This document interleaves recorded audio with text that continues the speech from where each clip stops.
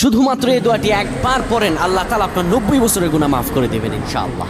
আপনার 90 বছরের গুনাহ মাফ হয়ে যাবে শুধুমাত্র এই দোয়াটি যদি একবার পড়তে পারেন। আপনার ভাগ্য খুলে যাবে, রিজিকে বরকত আসবে, মনের ন্যাক আশা পূরণ হবে, আল্লাহ আপনার সব দোয়া কবুল করে দিবেন। সুবহানাল্লাহি ওয়া বিহামদি।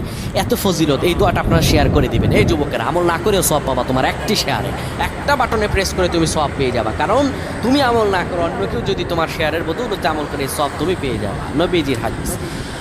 আমার ভাইয়েরা, আল্লাহর কাছে দোয়া করা, আল্লাহর কাছে দোয়া চাওয়া, এটি হলো মুমিনদের কাজ। আমার আল্লাহ বান্দাকে বলেন, বান্দারে উদউনি আস্তাজিব লাকুম, আমার কাছে চাও, আমার কাছে চাইলে আমি আল্লাহ তোমাকে দিয়ে দিব।